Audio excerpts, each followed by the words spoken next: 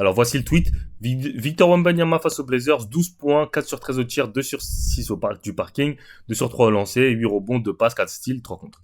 Donc, quand tu regardes le tweet, la manière dont il est présenté, et ils mettent les drapeaux de la France, limite, il a fait un bon match, entre guillemets.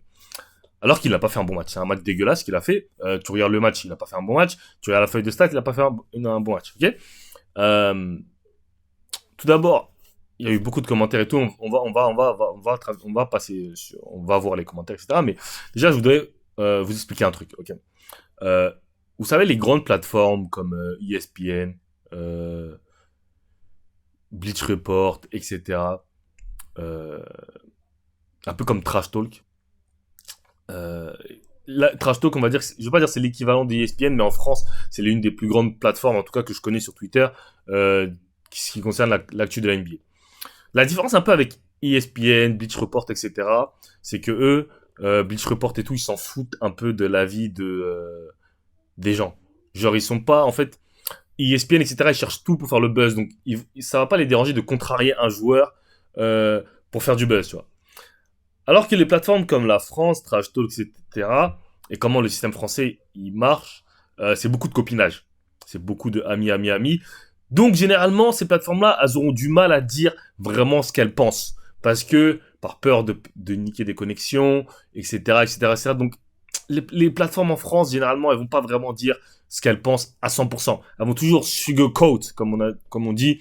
Elles vont essayer avec la douceur, tu vois. Alors que si c'est un Américain, elles auront beaucoup plus de facilité à critiquer. Alors que moi, je l'ai toujours dit, pour moi que ce soit français, sénégalais, américain, chinois, etc. Si je trouve qu'il y a un problème dans ton game, je vais critiquer de la même manière. J'en ai rien à foutre. C'est pas parce que je suis français que je vais mentir sur ma pensée et je vais aller avec délicatesse parce que t'es français. Non. T'es français, je trouve que t'as fait un mauvais truc, je m'en fous, j'en ai rien à foutre, soit américain, français, etc. Je vous l'ai déjà dit, moi, vous savez comment je suis. Mais c'est juste pour vous expliquer que c'est comment ces plateformes-là, elles marchent. Parce que les gens, j'ai vu un truc qui est passé la dernière fois, ils disaient que ouais, mais on critique jamais Victor, toujours. Quand on critique Victor, limite, on va à l'encontre du monde. Et c'est la même chose pour moi quand je critique Chris Haché, c'est limite comme si c'était interdit de le faire, tu vois, alors que je me base sur des facts et sur des justifications, tu vois. Mais généralement, en France, quand tu critiques un Français, c'est mal vu. Et, euh, et moi, je le comprends pas, mais je le comprends dans le sens. Mais en tout cas, moi, freedom of speech, ok, liberté d'expression, donc je vais dire ce que je pense. Tu vois, mais je pense que ces plateformes-là, elles ne disent pas réellement ce qu'elles pensent. Elles sont obligées toujours de garder les bonnes connexions, etc. Et voilà, ok. On va voir les commentaires un peu. Ensuite, on va faire un petit bilan sur le début de saison de Victor, ok. Qu'on se le dise, son début de saison est juste catastrophique. Aucune envie, se cache à 3 points, plus aucun rebond, aucun box-out. L'impression qu'on a surcoté trop vite Wemby. Ok, déjà, ce tweet, je trouve que c'est un tweet très intéressant. Très pertinent. Et quelqu'un qui dit ce qu'il pense, tu vois. Et moi, je suis vraiment pour ça, tu vois. Je suis vraiment pour le fait, faut dire ce que tu penses, tu vois. Et pas parce que le mec il est français, tu vas pas le critiquer, tu vois. C'est pas comme ça. Et comme je l'avais dit la dernière fois avec Tatum, bully on work. Quand tu dis la vérité à un joueur, ça marche, frère. C'est beaucoup plus simple que de caresser dans le sens du poil. Mais bon, bref. Comme je l'ai expliqué la dernière fois, Wemby, son début de saison, il n'est pas catastrophique. Comparé à un joueur lambda, ok, comparé à un rookie lambda, son jeu n'est pas catastrophique. Le problème, c'est quoi? C'est qu'Wemby, on l'a placé au-dessus de LeBron. On l'a déjà préparé en tant que GOAT. On a déjà prévu. Je te parle de la France, hein. Les Français ont déjà prévu qu'il allait gagner multiple championships. Et surtout, c'est lui-même qui se met de la auto-pression qui n'est pas nécessaire. Wemby, c'est un mec qui parle beaucoup à l'interview, qui dit beaucoup ce qu'il pense et qui donne beaucoup de ses objectifs. Par exemple, quand il dit qu'on va battre les States à la maison, au JO, je veux devenir le GOAT, il y a plein de choses qu'il dit que moi je pense qu'il n'a pas forcément besoin de dire certaines fois sur certaines interviews, etc. Mais bon, comme je dis, je préfère qu'un joueur soit 100% lui-même et si c'est son personnage, il n'y a pas de souci. Mais le problème c'est quoi? C'est quand tu fais ça, quand tu places la barre haute, bah on va attendre que des hautes performances. On va pas se contenter des petites performances, des petits 16 points, 12 rebonds, à 4 sur 13 au tir. Non. Ça va pas passer. Parce que toi-même, tu places la barre haute sur toi. Tout le monde place la barre haute. Donc le problème, c'est pas tes performances en soi. C'est par rapport à ce que toi tu dis, là, t'es en dessous. Ok? Là, t'es en dessous. Et c'est pour ça, je pense que Wemby, s'il était, je dirais pas plus humble, je dirais juste moins de sorties médiatiques, qui se concentrait plus sur son jeu et pas trop parler.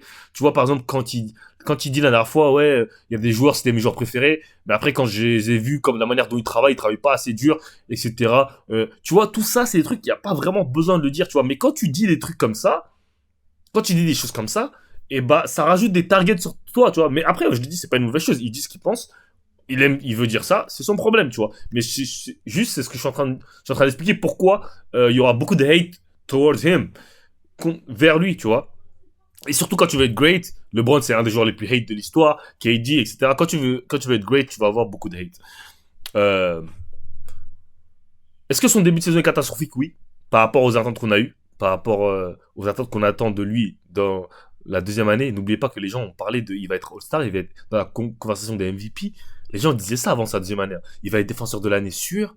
Il peut prendre, les gens ils disaient, il peut prendre défenseur de l'année, MIP, et je sais plus c'est quoi la troisième distinction. Mais les gens lui donnaient trois distinctions. L'année dernière, les gens disaient, l'année dernière, il a pas de meneur. Si on lui donne un meneur, vous allez voir ce que ça donne. On lui a donné CP3. C'est encore pire que l'année dernière. Il prend encore moins de tirs dans la raquette. Ok. Mais comme je l'ai expliqué la dernière fois, moi je pense que Wemby est en train de développer son game. Je pense que c'est pas un tireur, c'est pas un intérieur, c'est pas un poste 5, je vous l'ai dit, je le répète mille et mille fois, Wemby ne veut pas jouer à l'intérieur. Wemby il ne veut pas, il aime pas ça, il aime pas le contact, il aime pas jouer au post-up, même si c'est plus efficace, il ne veut pas faire ça. Et c'est comme quand tu dis à un mec, vas-y, prends des rebonds, défends, et que lui il aime pas faire ça. Tu vois, il va le faire, mais sans énergie, sans conviction.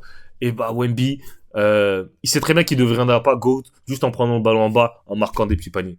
Pour lui, comme je vous l'ai dit, la manière dont il voit son jeu, c'est de faire des moves de fou, des step back, d'arcade, genre un peu comme Steph a révolutionné le jeu, tu vois. Lui, c'est vraiment la révolution du jeu. C'est comme ça qu'il voit son jeu.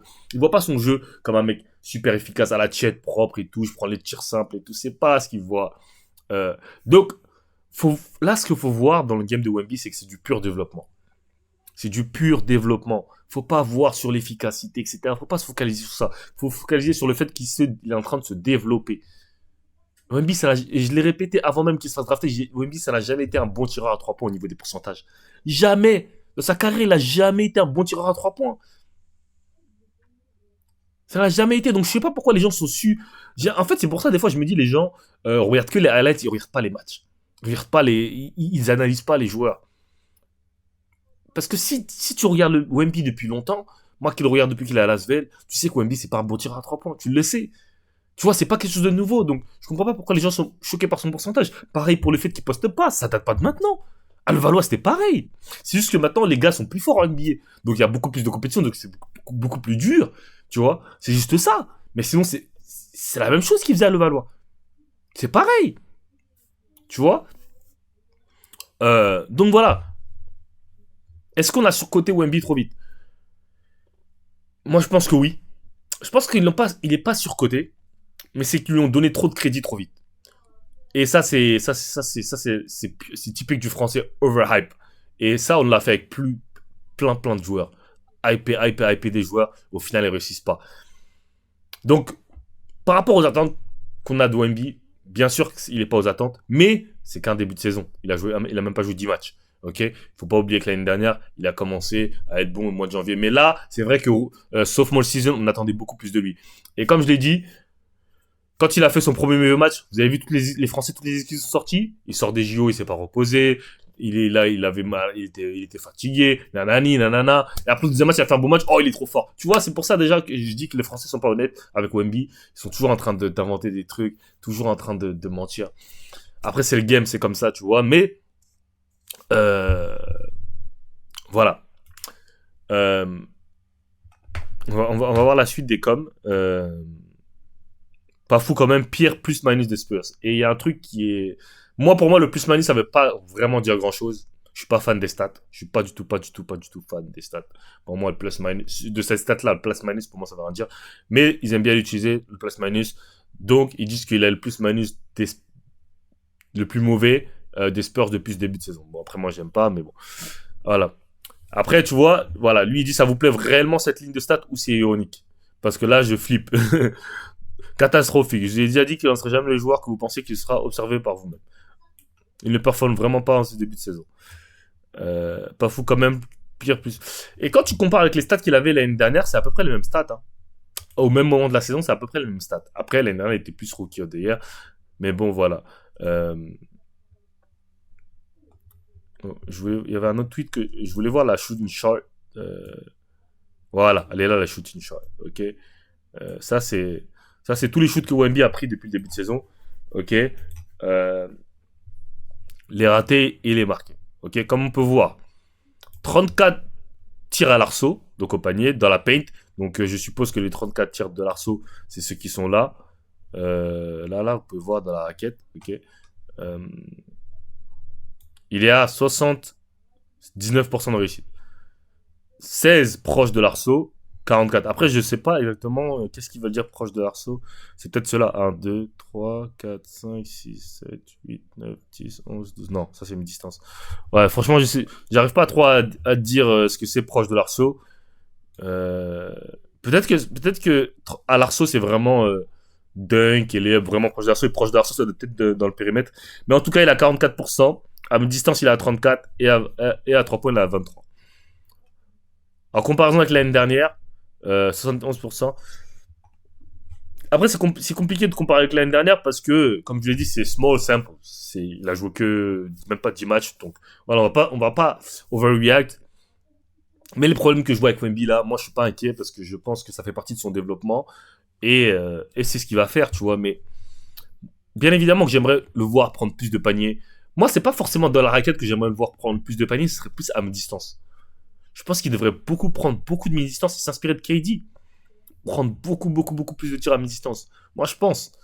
Après, il prend beaucoup, beaucoup, beaucoup de tirs à 3 points. Il a pris combien de 3 points depuis le début de saison? Il a pris 62. Il a pris plus de tirs à 3 points qu'à 2 points. Parce qu'à 2 points, il prend. Non, après, non, il a pris combien? 26 plus 16. Ça fait combien? 52? Non, 42. Il prend 42 plus 34. Ouais, il prend à peu près pareil. Hein. Ouais, 30, 42, 52, 62, 62. Ouais, il prend 76 tirs à 2 points et 62 à 3 points. Il prend quasiment 60% de ses tirs, c'est à 2 points et 40% c'est à 3 points. Donc c'est vrai que c'est beaucoup. Après, bon voilà, moi je suis pas inquiet, mais moi je pense que ça fait partie de son développement. Faut calmer, ok. Je pense que les gens ils ont overhype, oui, ils ont surcoté. Moi comme je l'ai dit, depuis longtemps. Pour moi, Chet est un meilleur joueur à l'heure d'aujourd'hui. Pour moi, comme je l'ai dit, et je pense vraiment que les gens ont surcoté Wemby. Mais comme je l'ai dit, Wemby a plus de potentiel. Dans 4-5 ans, je pense que son pic, ce sera dans 4-5 ans qu'il va vraiment être bon, bon, bon, bon. Il est déjà bon. C'est déjà un bon joueur. Mais comme je dis, il est encore en train de chercher son jeu. Il sait pas encore ce qu'il doit faire. Il sait pas encore ce qu'il faut faire. Il sait pas encore il a pas encore développé le game qu'il veut avoir. La différence avec Chet, c'est pour ça que je dis que Chet est un meilleur joueur. Alors d'aujourd'hui, il est meilleur. Et ça, je le répète, vous pouvez aller vérifier sur ma chaîne. Je le répète depuis même avant la draft. Pour moi, Chet est un meilleur joueur. Un meilleur impact. Et si je suis un championship team, je préfère avoir Chet qu'au Wemby. Et voilà, tu vois. Mais c'est pas quelque chose de mauvais parce que Wemby, comme je l'ai dit, il est encore en train de se développer. Ça va devenir un super, super, super joueur dans 2-3 ans quand il aura vraiment figure out, plus de muscles et surtout, c'est un gros, gros bosseur. Donc, faut pas être inquiet. Faut pas dire, ouais, mais faut que tu aies plus dans la raquette. Il veut pas. Il ne veut pas aller dans la raquette. Qu'est-ce que vous comprenez pas dans ça? Il veut pas. Il ne veut pas. Donc, vous pouvez pas forcer quelqu'un qui veut pas faire quelque chose à le faire. Il veut pas le faire. Lui, c'est ça qu'il aime. Tu vois, c'est comme ça qu'il voit sa vision du basket, c'est comme ça qu'il aime le basket, et il continuera à faire ça euh, pour le restant de sa carrière, c'est tout, tu vois. C'est comme KD quand il montait sur sa taille pour pas jouer big man, parce qu'il voulait développer un game d'extérieur, et voilà, tu vois. Mais c'est comme ça. Donc voilà, c'était une petite analyse de ça, c'est ça que je voulais discuter un peu. On va voir un peu ce que les Américains disent, mais ils disent pas grand-chose, hein, en vrai.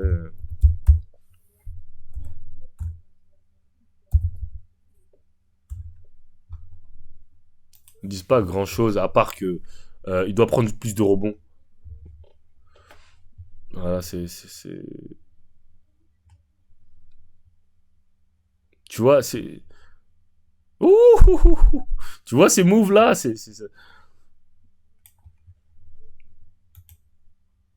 mais bon, voilà.